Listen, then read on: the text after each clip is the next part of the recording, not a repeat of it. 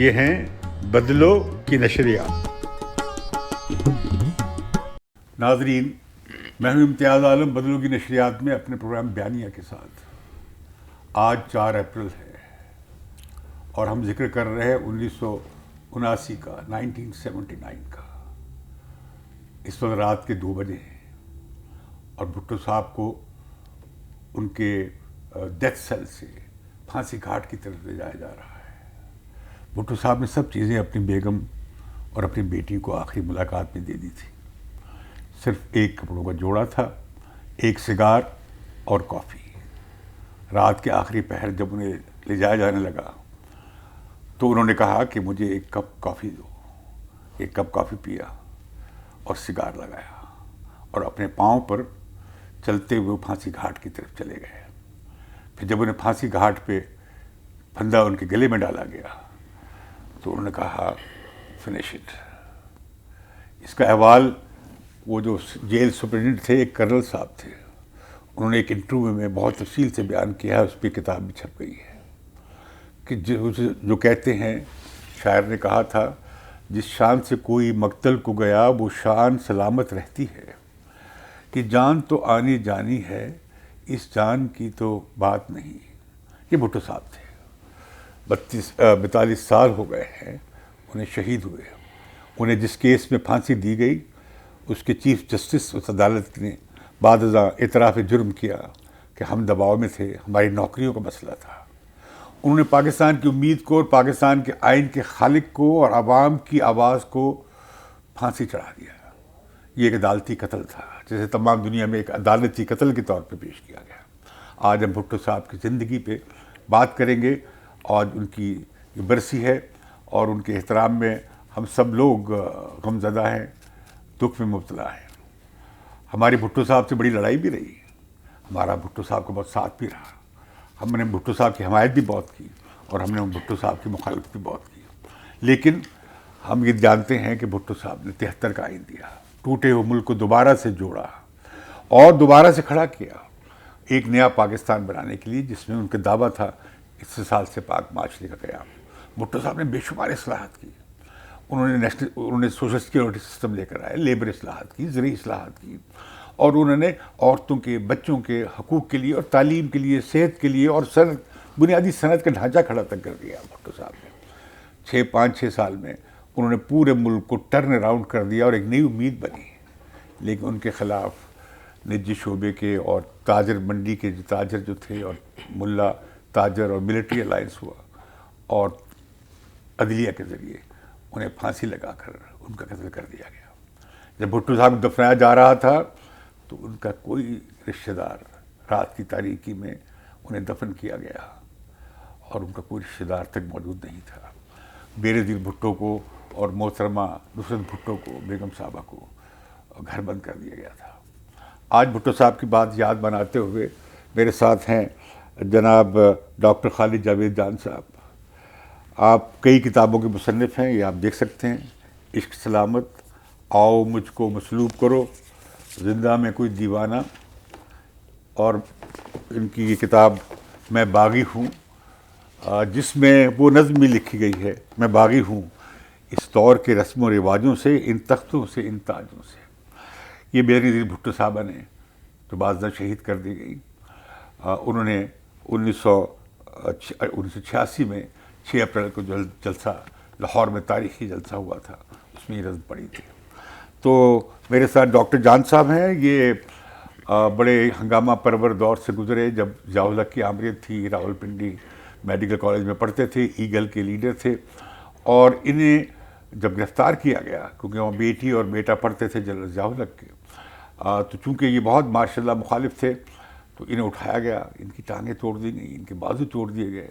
یہ ان لوگوں میں سے ہیں، ہزاروں سیاسی کارکنوں میں سے جنہوں نے بہت قربانیاں دیں، جو حکومت خانوں میں گئے، قلعوں میں گئے اور سال ہا سال تک جیل میں رہے، کوڑے کھاتے رہے۔ آج ان کے ساتھ ہم بھٹو صاحب کی کچھ باتیں یاد کریں گے۔ انہوں نے ایک ڈاکومنٹری بنائی ہے جو اس پروگرام کے ہاتھ، جو بھٹو صاحب جب پھانسی پہ جا رہے ہیں، پھانسی گھاٹ کی طرف، جو انہوں نے خود پروڈیوس کی ہے، ڈائریکٹ کی ہے، لکھی ہے، وہ آپ کو دکھائیں گے۔ تو پہلے ڈاکٹر جان صاحب welcome to this talk show. بہت شکریہ. آپ کو کیا لگتا ہے اگر آپ دیکھیں, ایک سوال پوچھو, بھٹو صاحب کو پھانسی کیوں لگایا گیا؟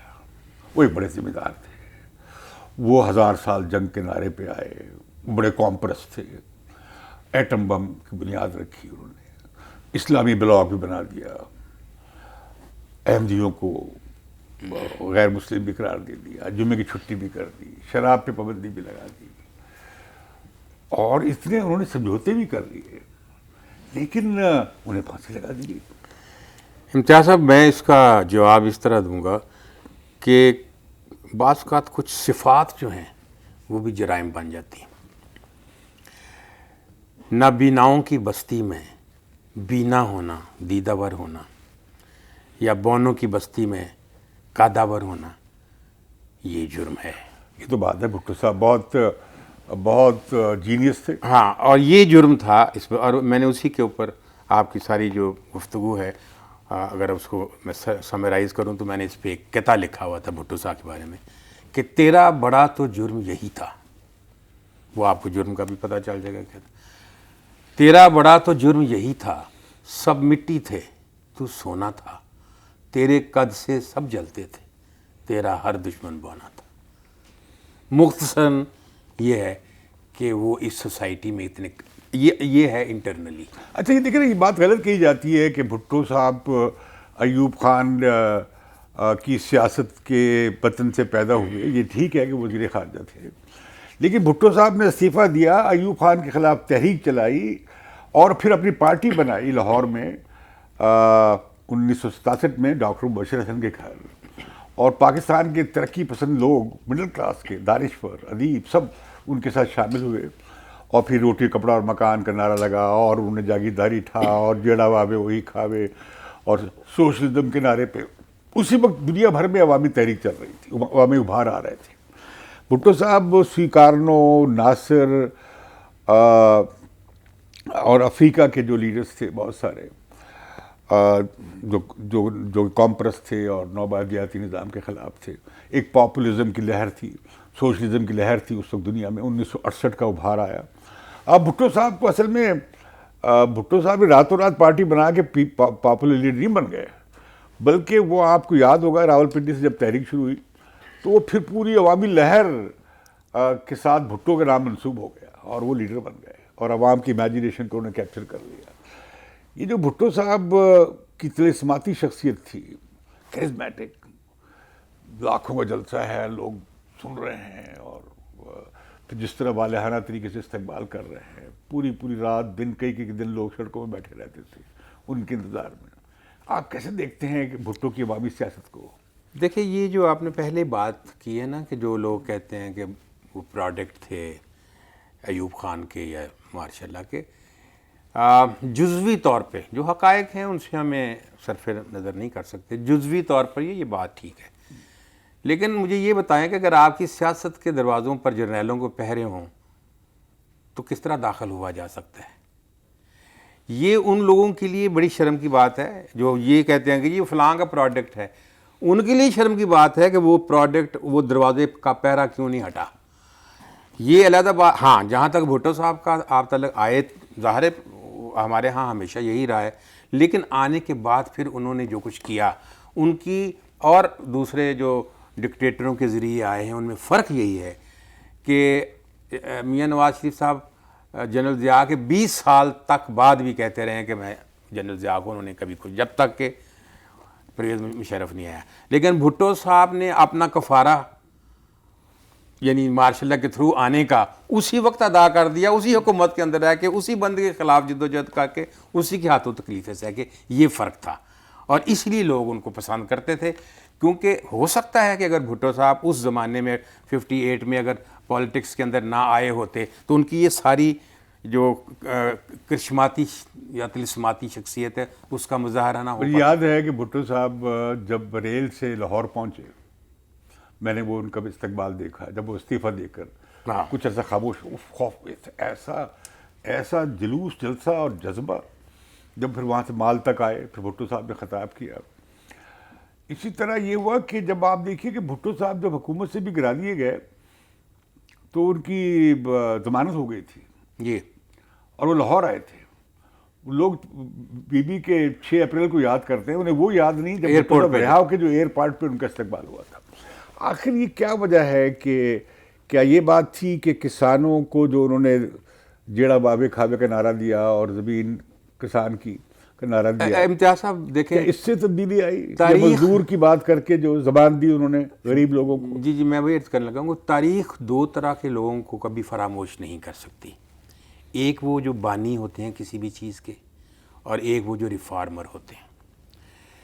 قائد اعظم محمد علی جناح پاکستان کے بانی ہونے کی حیثیت سے ہمیشہ یاد رہیں گے, چاہے ان کی پارٹی مسلم لیگ رہے نہ رہے.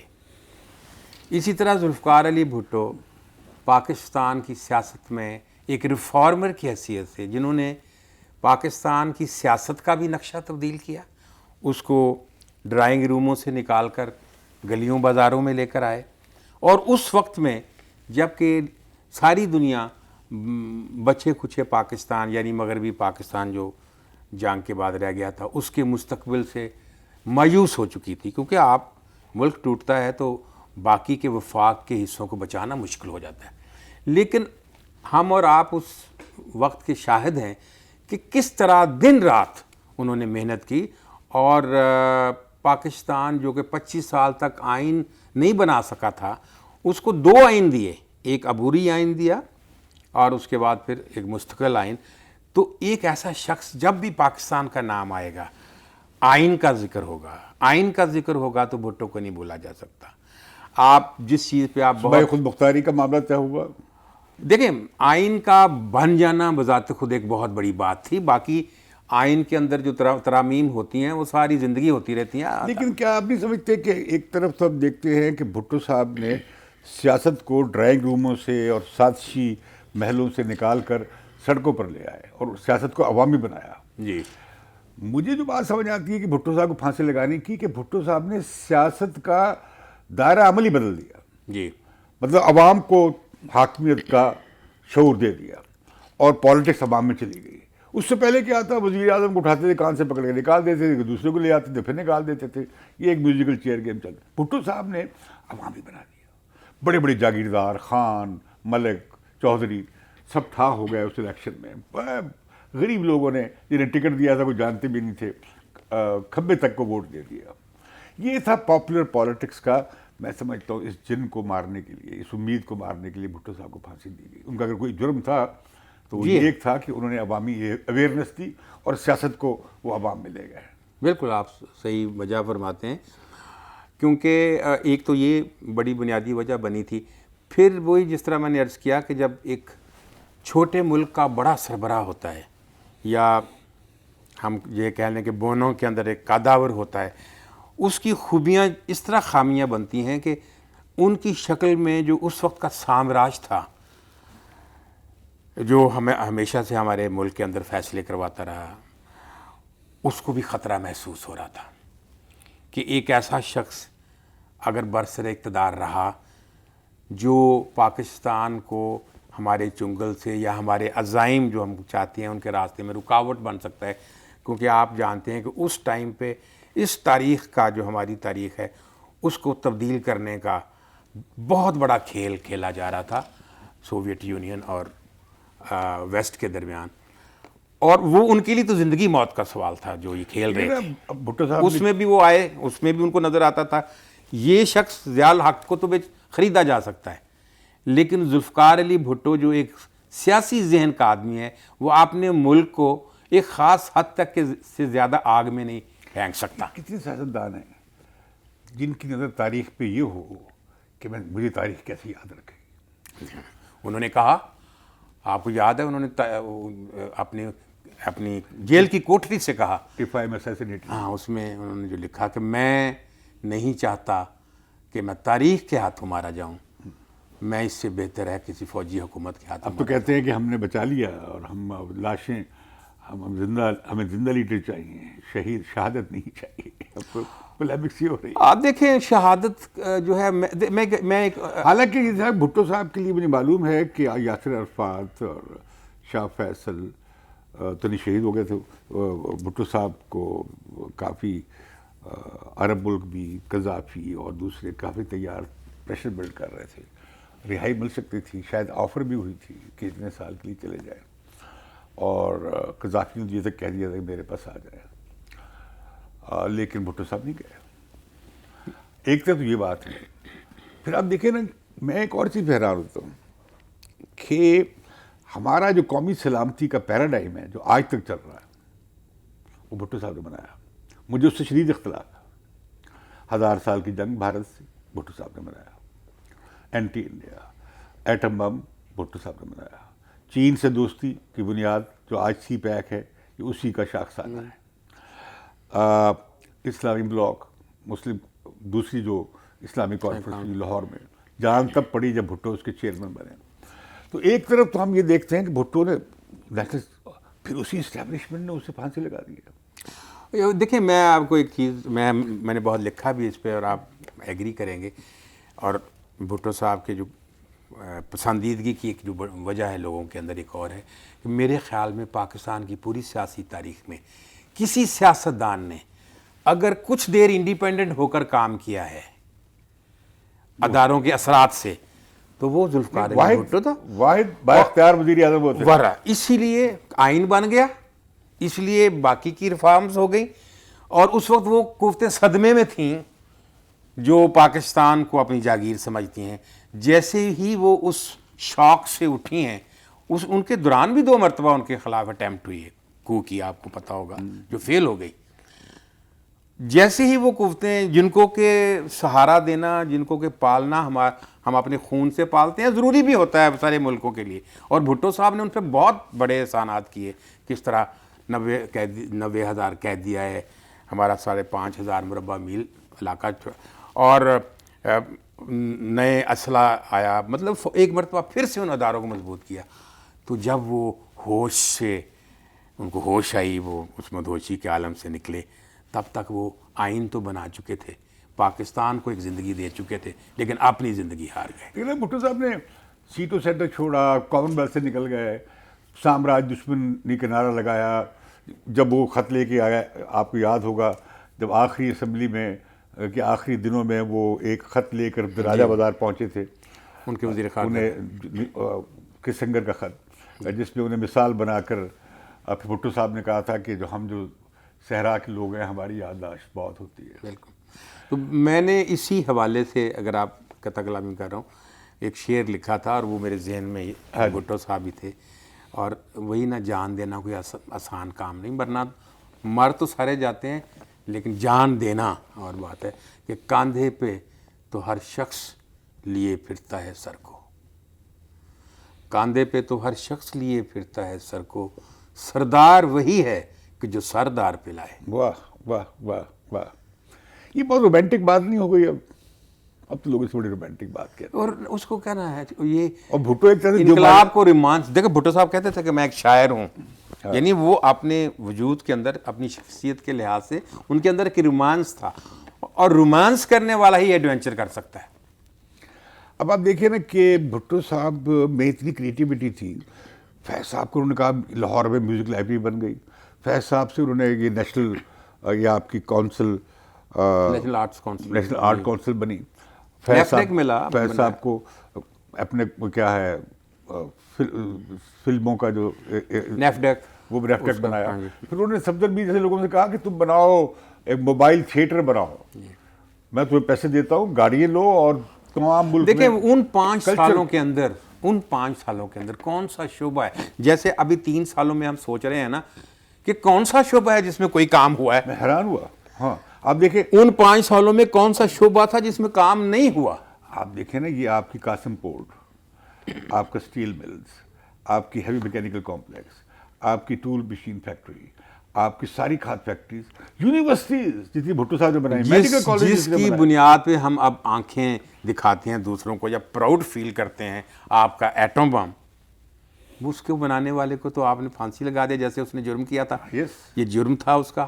میں سمجھتا ہوں کہ یہ امریکہ کی، سامراج کی، اور ضیاء الحق کی، اور یہ جو ہماری قومی اتحاد تھا، یہ اسپانسر تحریک تھی جنہوں نے مل کر بھٹو صاحب کو اقتدار سے اتارا.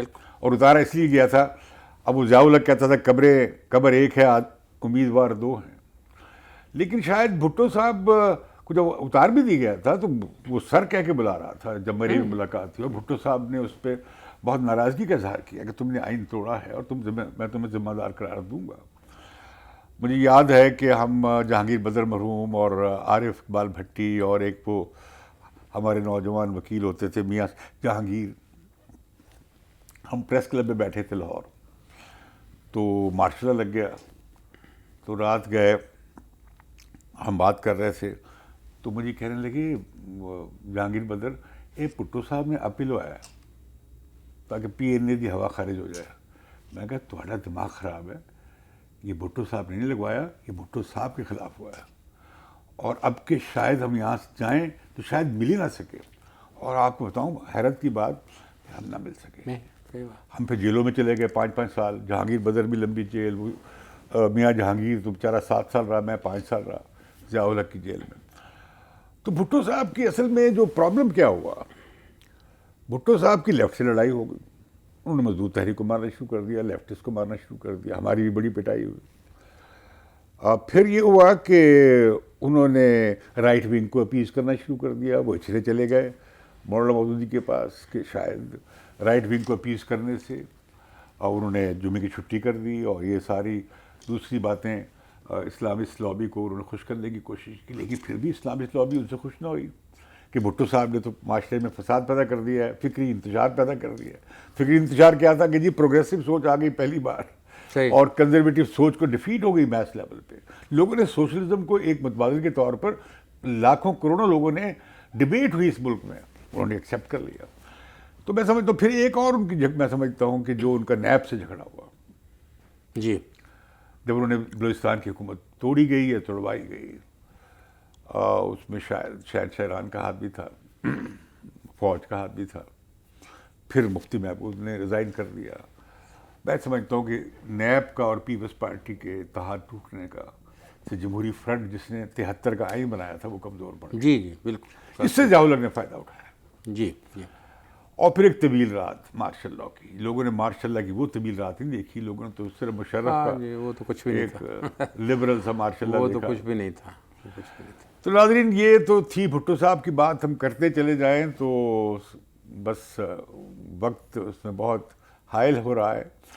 ابھی ہم آپ کو دکھائیں گے جناب ڈاکٹر جان صاحب کی ایک بھٹو صاحب کی آخری لمحوں پہ جب وہ پھانسی گھاٹ کی طرف جا رہے ہیں، ایک ڈاکیومنٹری بنائی ہے، آپ ذرا وہ ڈاکیومنٹری دیکھیں تو آپ کا دل دہل جائے گا۔ اس سے پہلے میں چاہوں گا کہ بھٹو صاحب کے لیے خراج عقیدت کے طور پہ، کیونکہ آج کی محفل ان کے نام ہے، اور آج کی رات کی جو صبح ہے بہت، اس کو ان کو سزائے موت دی گئی 2:30 بجے، وہ تو آپ جو میں نے لکھا ہے وہ آپ دکھائیں گے، لیکن اس حوالے سے چند اشعار ہیں جو میں نے لکھے تھے اور وہ پیش کرتا ہوں کہ مقتل کو جانے والے کی وہ آب و تاب نرالی تھی، مقتل کو جانے والے کی وہ آب و تاب نرالی تھی، سر خم نہ کیا سردار رہا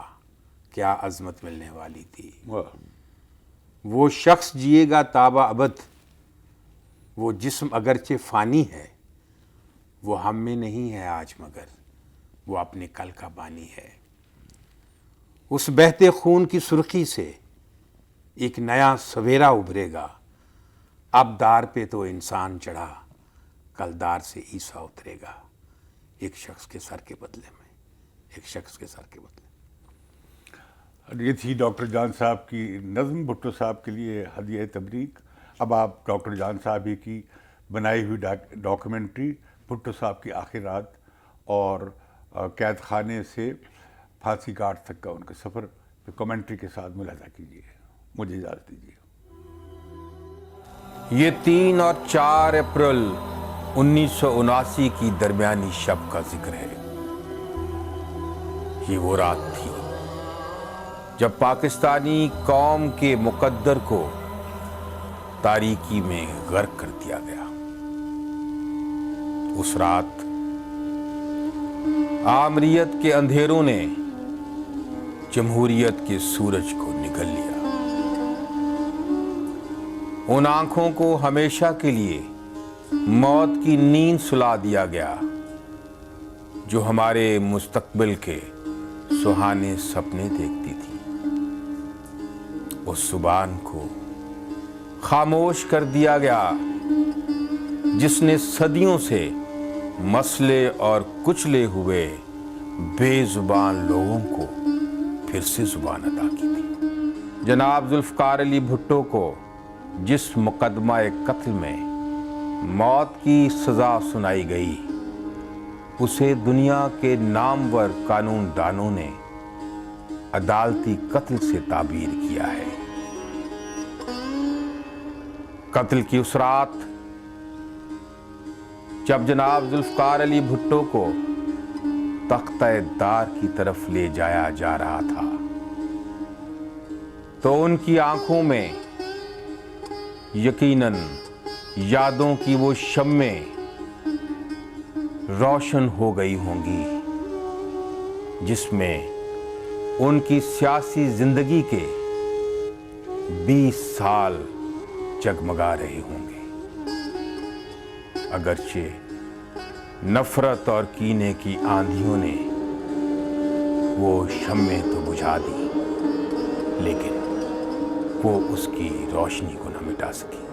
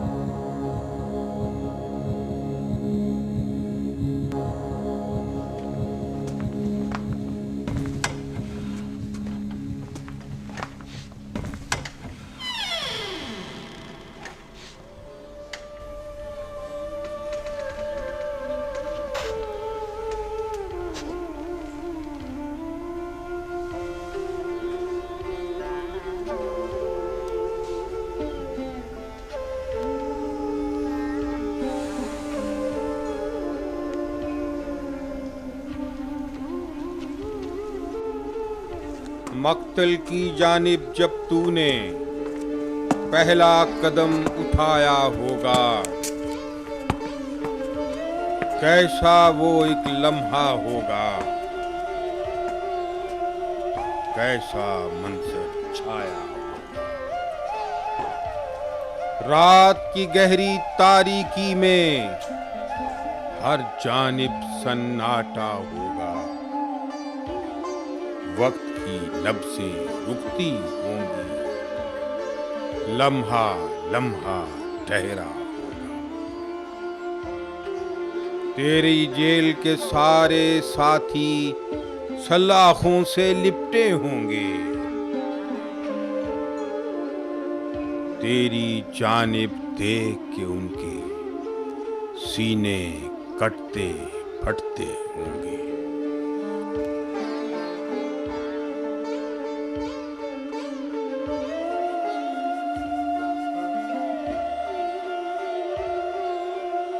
ان کا جی یہ چاہتا ہوگا جیل کی سب دیواریں ڈھا دیں، اس کی اینٹ سے اینٹ بجا دیں، سولی گھر کو آگ، لیکن وہ مجبور دیوانے ٹھنڈی آہیں بھرتے ہوں گے، تجھ کو جاتے دیکھ کے سارے پل پل جیتے مرتے ہوں گے۔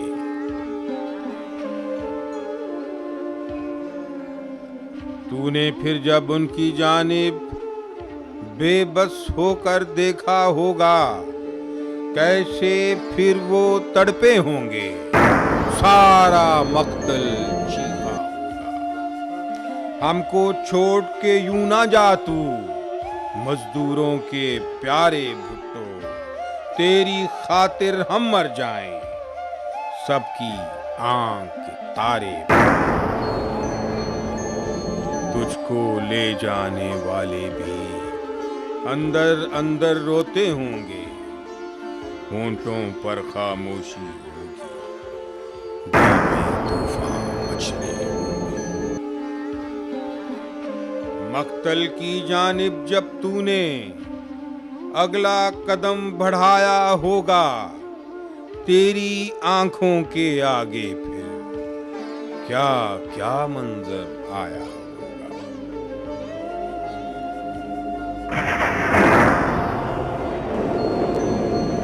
वो दिन जबकि तुझको भुट्टो टूटा पाकिस्तान मिला था, रोता हर इंसान मिला था, गहरा एक बहरान मिला था।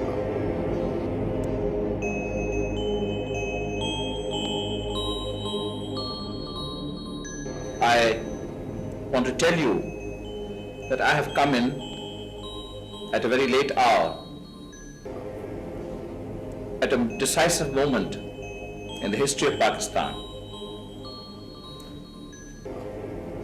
We are facing the worst crisis in our country's life, a deadly crisis. We have to pick up the pieces, very small pieces, but we will make a new Pakistan, a prosperous and a progressive Pakistan, a Pakistan free of exploitation, the Pakistan envisaged by the Quaid-e-Azam.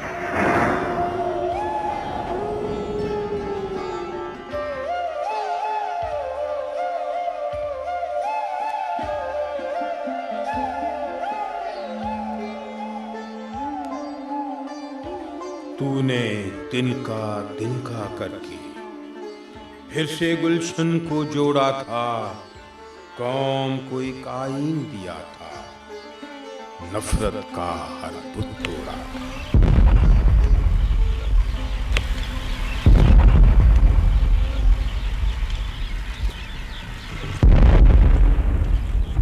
The Constitution of the Islamic Republic of Pakistan is the Constitution of the people of Pakistan, and they are the best suited to speak for it.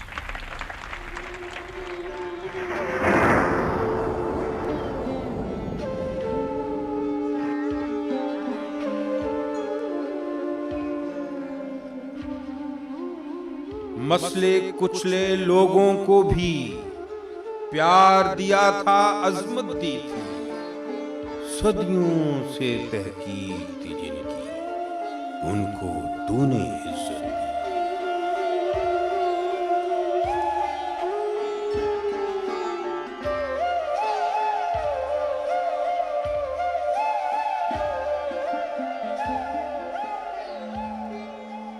Zulfikar Ali Bhutto एक नहीं है, दो जुल्फिकार अली भुट्टो है, एक जो यहाँ खड़ा है और दूसरे आप, हर एक आप में से।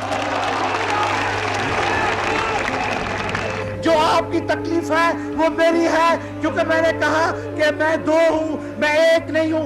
एक इस जिस्म में, इस खून में, इस बुत में खड़ा हूँ, दूसरा आपके रूह में, आपके जिस्म में, आपके बुत में मैं खड़ा हूँ।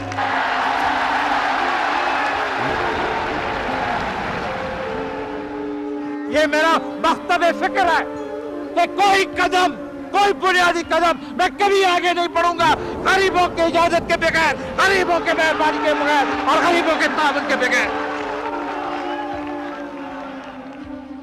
हम तो सिर्फ आपकी नुमाइंदगी कर रहे हैं, हम तो पाकिस्तान की सालमियत के लिए जदोजहद कर रहे हैं, हम पाकिस्तान की हाकमियत के लिए कुर्बानी कर रहे हैं, और खुदा मेरा गवाह है कि पाकिस्तान के लिए मैं अपनी जान कुर्बान, मैं अपनी जान।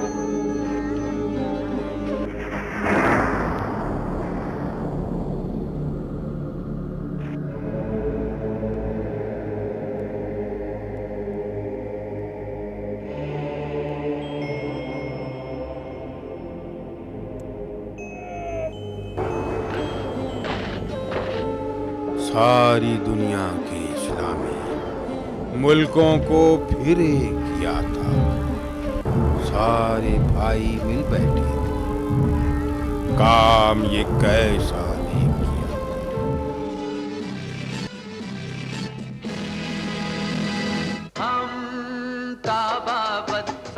تغیر کے ولی ہیں، ہم تابع ابد سی و تغیر کے ولی ہیں، ہم مصطفی مصطفی مصطفی ہیں، ہم مصطفی مصطفی مصطفی ہیں، مصطفی ہیں۔ دین ہمارا دین مکمل، استعمار ہے باطل ارذل، خیر ہے جد و جہد مسلسل عند اللہ، عند اللہ، عند اللہ، عند اللہ، عند اللہ، اللہ اکبر، اللہ اکبر، اللہ اکبر۔ Friends and brothers, see the difference today. Look where we stood 25 years ago and see where we stand today. Islam has faced one challenge after another, but having faith in Almighty Allah and being guided by His wisdom and by His holy scriptures, we can never lose confidence in ourselves, in our cause, and in our future.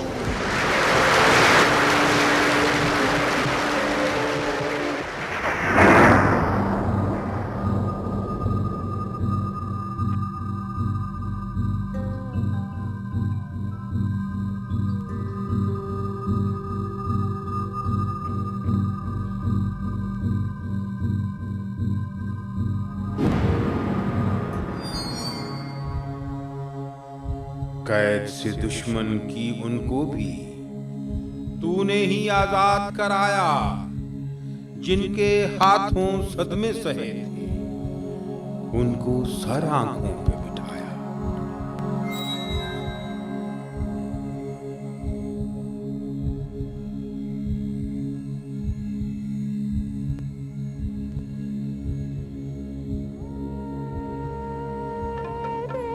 کی ہوا خوشبو میں بس کے جاؤ اور ان کو لے کے آؤ، ایس کی ہوا۔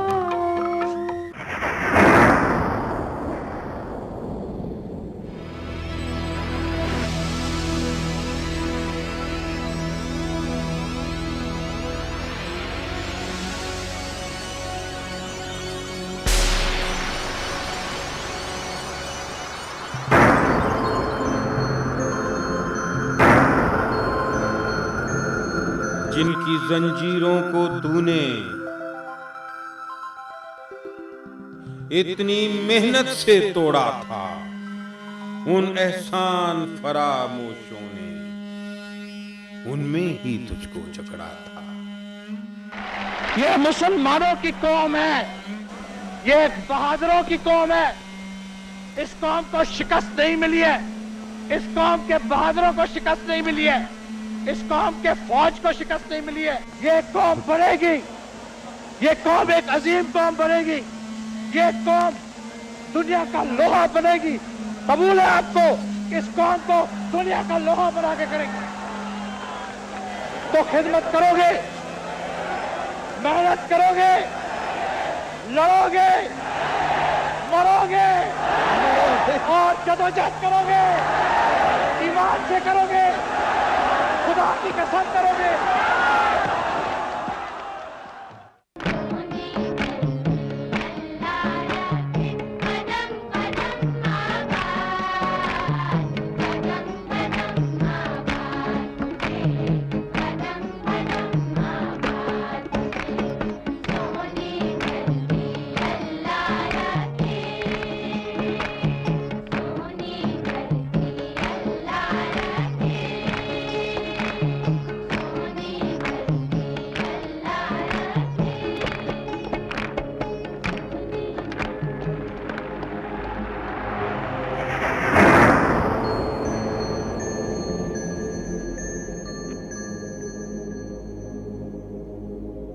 تو جب اپنے ہاتھوں کی ان زنجیروں کو تکتا ہوگا اس احسان فراموشی پر، कितना तुझको सदमा होगा।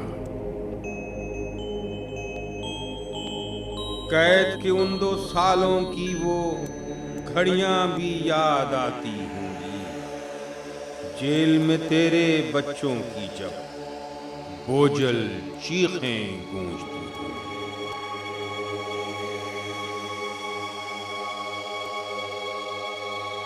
तेरे इश्क में जो परवाने आग में जलकर खाक हुए थे, गासिब हाकिम की बस्ती में जिनके गरीबां चाक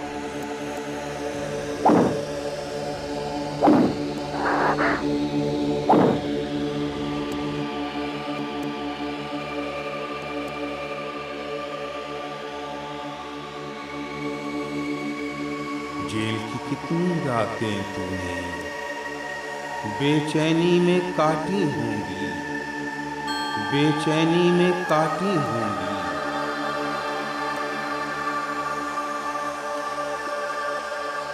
तुझको ये इनाम मिलेगा, बातें कब ये सोची, बातें कब ये सोची।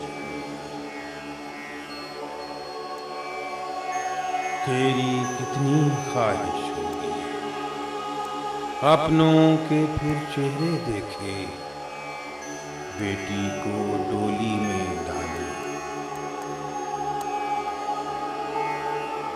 बेटों के सर से देखे।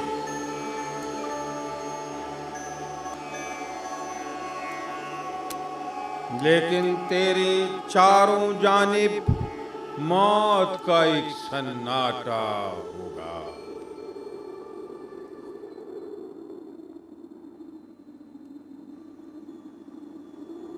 खुद से बातें करके तूने अपना गम खुद बांटा होगा, अपना गम खुद बांटा।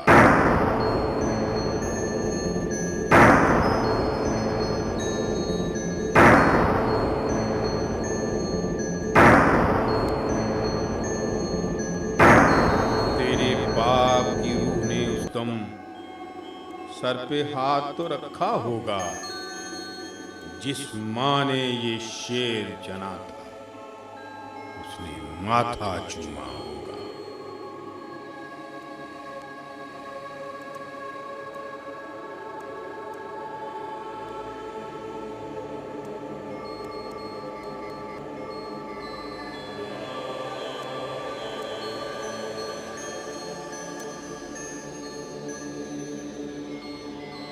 फिर जब दार के तख्ते पर तू अपने कदमों से पहुंचा था, तुझसे सारी दुनिया छोटी, भुट्टो तू सबसे ऊंचा था, भुट्टो तू सबसे ऊंचा था। तब भी तूने खामोशी के लहजे में बस यही कहा था, मेहनत कश मजदूर किसानों, मैंने तुमसे अहद किया था, साथ न छोड़ूंगा मैं तुम्हारा, चाहे कोई भी आफत आए, रहम की भीख न मांगूंगा मैं, चाहे मेरी जान हो जाए, चाहे मेरी जान हो जाए।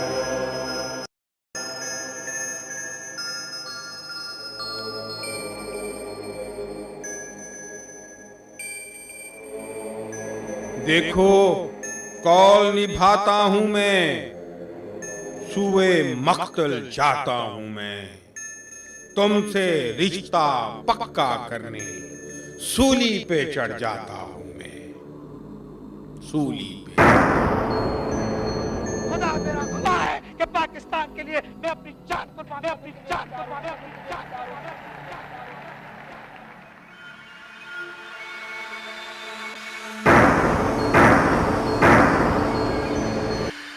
हर जानिब फिर शोर हुआ था, कहर उठा, कोहराम मचा था, भुट्टो दार पे झूल गया था, आज का ईसा कत्ल हुआ था, आज का ईसा कत्ल हुआ। Mustafa Ali Bhutto was hanged to death at 2 o'clock.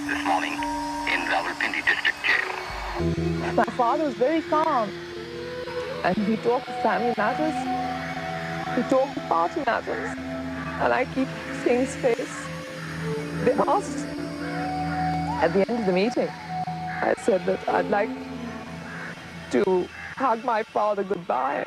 He'd been the president, the prime minister, he brought them back from the camps in India. They wouldn't even open the cell doors for me to kiss him goodbye.